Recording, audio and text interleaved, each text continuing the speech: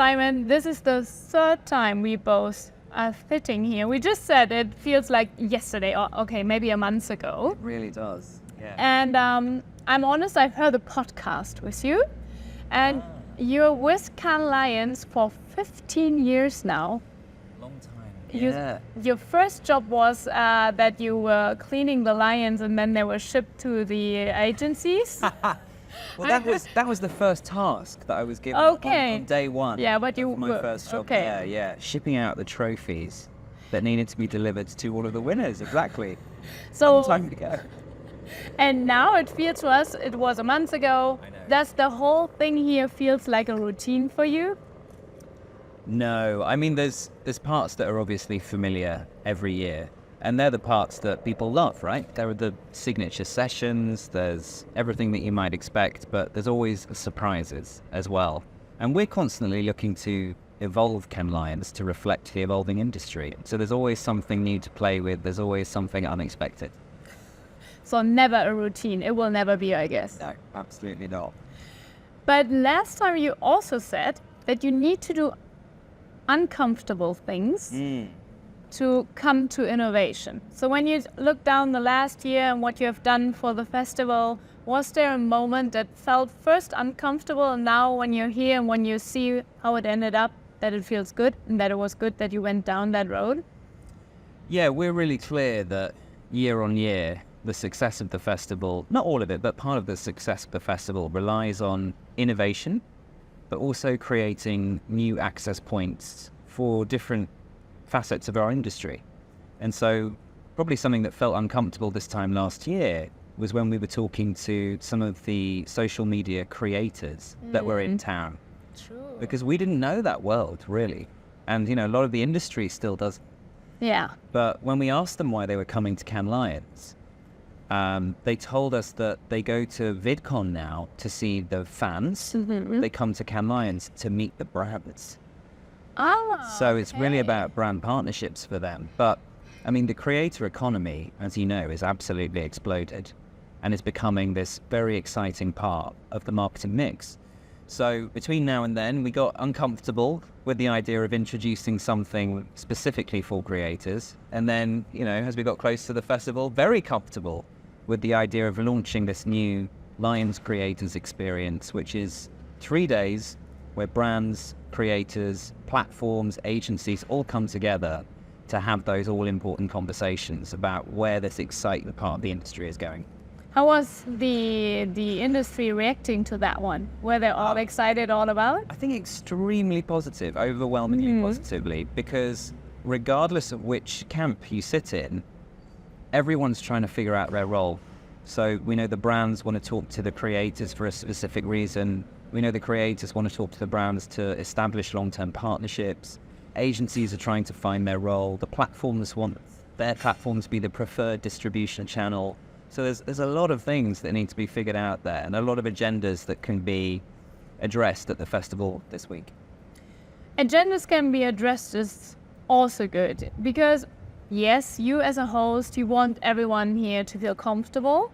And just some days ago, we could say, or a week ago, is that you announced that you will have the topic of sexual harassment be more visible. It started at London Heathrow Airport, from what I saw. You will have water bottles and you will have the guide and everything.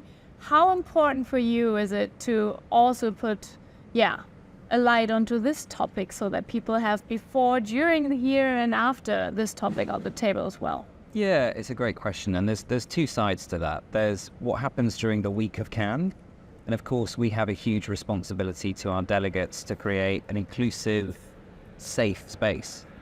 Delegate safety has to be our priority. But also it's a chance to shine a spotlight on a much broader issue and address it here in a way where we can amplify that in an appropriate way. So, very pleased we're doing it, and stay safe, everyone.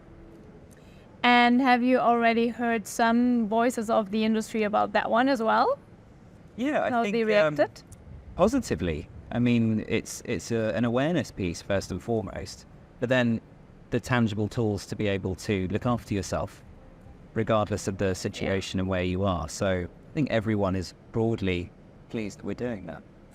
And you bring so many nationalities and countries here, which is amazing.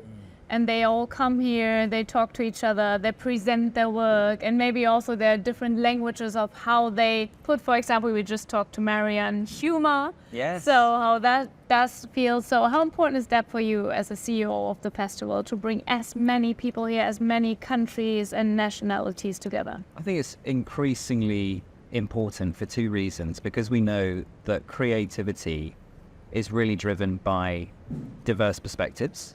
Otherwise, we're all just talking to ourselves.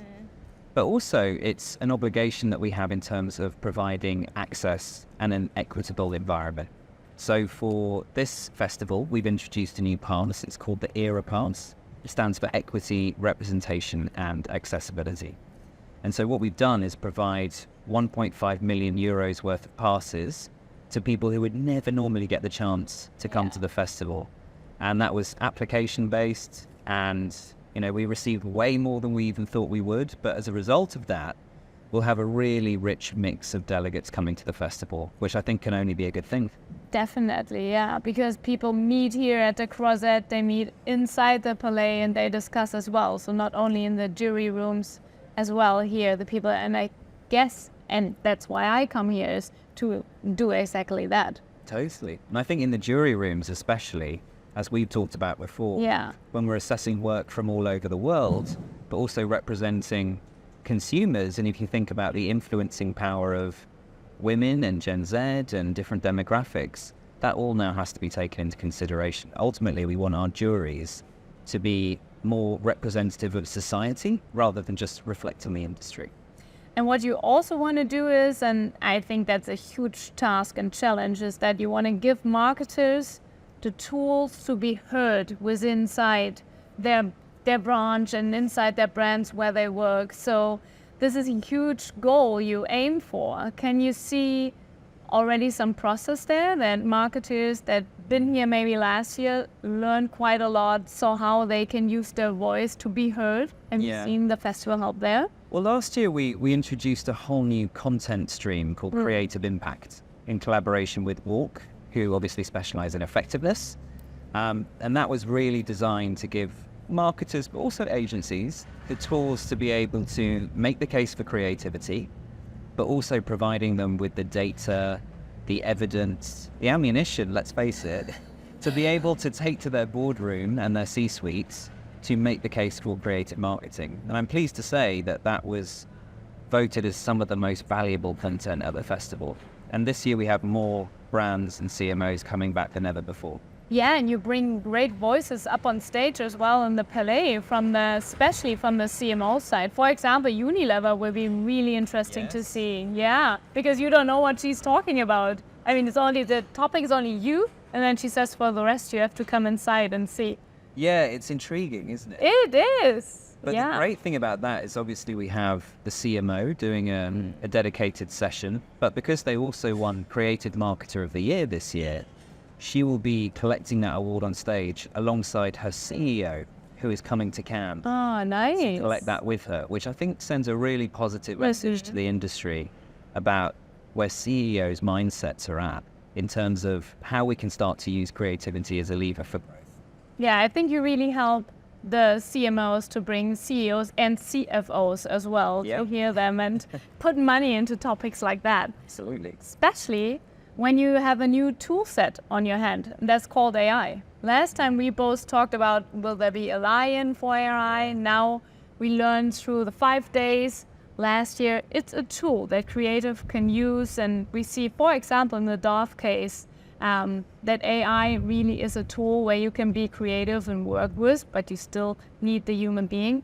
So what's your view on the output of entries that are using AI? Have you expected it to be in this number? Well, we'll be able to attach a number to it because one of the things we've introduced this year is an opportunity for every entrant to indicate if AI has been used, and then more specifically how it's been used. So we've done that for two reasons. Number one is about transparency. We want all of the juries to be aware if it's been used, because let's face it, sometimes it's undetectable now. Yeah, it is. But then second is so that we can play that intelligence back to the industry. able to say, in 2024, this percentage of entries now incorporate AI, and here's what's working and here's what's effective. Yeah, so learn from each other. Exactly. Yeah, really, really great. I had to ask the AI for a question for you, obviously. What was ChatGPT ask you? And this is what ChatGPT said that it want to know from you. Shoot. In your opinion, what are the decisive factors that will determine the trends and challenges in the world of creativity communication this year? Oh, so many macro things at play at the moment. I guess many sources. Exactly. Yeah. It depends which way you want to look at it. It's a really interesting time in terms of economies. Obviously, in terms of politics across the world right now, there's a lot going on, as we know. But then also the evolution of AI. We're not going to be able to get away from that, especially in our industry. And last year, there were so many discussions across the stages it can, but really it was just about signposting AI as an entity. This year, we're going to have a lot more conversations about how it's being applied artificial intelligence. And hopefully people will be able to learn a lot through some of those experiences this week. You said in the podcast as well, I have to quote it again, that you want to bring with new lions also new cultures into the festival. And you introduced one new category, humor, and the trend was great and brilliant last year. I'm excited to see what's coming next. And you have luxury and lifestyle. So why especially this new lion? Well, humor, first of all, was, as you know, a trend last year. After many years of very sober, very serious work, we saw the silly, the irreverent, the zany start to come through. And as many of our speakers mentioned last year on the main stages, funny sells. It's highly entertaining, highly commercial. And so it's great to be able to see that kind of work coming through again. And so off the back of that, we introduced a suite of categories across the Lions where people can enter their funny or entertaining, commercially driven work. And pleased to say that it's been well received. And then for luxury and lifestyle, which is a new sector for us, like with any lion, we talk to the industry all the time and take our time before introducing anything. And over the years, we've seen more and more luxury work coming through, either being shortlisted or winning. But it's also experiencing quite a disruptive time, luxury. If you think about the move to e-commerce, some of the bigger issues that sit behind the work around sustainability, supply chains, DEI, there's a lot to consider there. And so I think the luxury sector is looking for a new North Star in terms of what best practice needs to look like today, but also where the luxury sector is going generally. Will you be really, really interested in what's going on there? Have you already had your ear on the judging room, how they discuss the topics? Well, I think with any new lion, the first year is very interesting because that's the first time you get a feel for the body of work that's being entered. It's where you really have a responsibility to set the benchmark, but almost define for the future what this lion is going to stand for. So some fascinating discussions being had. So really looking forward to seeing the work. Yeah, I guess you're really excited of what's coming out there. So this question is maybe hard because, as I said, you're here since 15 years now.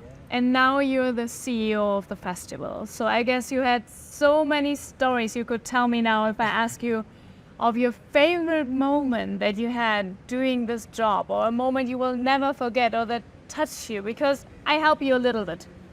I talk to Marianne, I talk to you quite often, I talk to Juan. What combines you all is that you have such good energy for this festival. You are all so into your jobs. You really celebrate creativity and you really believe in what you guys are doing here. So maybe there was a moment or something that happened that helps you guys to get this energy. Well, you're quite right. And I think that moment actually happens every year because we spend all year working on something, getting to a point, and then putting it into the world, seeing it come to life, which is always, as I said, different every year, although there's familiar aspects to it. But getting to the end of the week, after you've seen how your customers from around the world experience that product and how it affects their progress, their businesses, their lives, that in itself is a wonderful moment. And it's great to be able to celebrate it with the team when the final fireworks go off on the Friday. Yeah, A sense of relief as well. Yeah, you must almost miss something, don't you? When the fireworks go off, it gets calm, everything is done, you have no call, you have no meeting, you have nowhere to be, then catch your flight, I guess, to go home. Well, I guess like organising any big event, like a wedding, there's lots of anticipation. And then the day after, there's a feeling of, it's not over now for another year. Yeah. But to be honest, pretty much as soon as we stop, we all automatically have to start thinking about the next year. I mean, new ideas, new trends, new categories, I guess. You look into the numbers and say, Well, I think our end market, so marketing, is fascinating because it is always evolving and always moving very, very rapidly. So there's plenty of opportunity. There's always something to be looking at to make sure that we stay relevant as well. And when people pack their bags after 5 days here, and that's almost a signature question we both have, but this year, what do you wish for people bring home, especially in times we're living at the moment? A little bit unsecure what's going on everywhere. So what do you hope people bring home, maybe can talk about, maybe learned? I think a couple of things. Over the years, when I've asked people the question, why do you come here? They've all got something different to say, but I would say the theme is that they come for a creative reboot. For lots of people, it's to remember why they got into this industry in the first place, to be able to immerse themselves in the work and figure out what are the trends and themes that are going to propel me and my business forward in the year ahead. And if people take that home, that's a wonderful thing. But I think all that you just said, and all you just talked about, and all that you guys have done here so far, what is really interesting is that the target group from the creatives being here has shifted to such a diverse panel. You just said you have, the social people now here. You have tech people all around the palais now. And it's really interesting how creativity is now not only a tool for creatives and making campaigns for brands, so that you also showcase that there's much more to it, right? Yeah, well, we've always said that we believe that creativity can come from anywhere. Yeah. And I think that's really reflected in the lions as well. Obviously, 70 years ago, there was just one lion for TV and cinema advertising. Today, there's 30, representing the full spectrum of creative marketing. So everything from craft and creativity right through to business transformation. So there's room for everyone to play and everyone to use creativity as a force for good, but also for business as well. I have to ask you one question. You don't have to answer on tape. You can tell me later as well. You know that we ask that already quite often. Since 3 years now, what we do in Germany is the festival is so great. The energy you guys have so great. The energy you can get from here is amazing. But obviously not all Germans can come here experience it. But we as Weisha want people to learn. So we created a conference called It Matters. And last year we had Gail with us and it was amazing. She showed us what went on here. And so how big are my chances that maybe this year in October you will be there as well?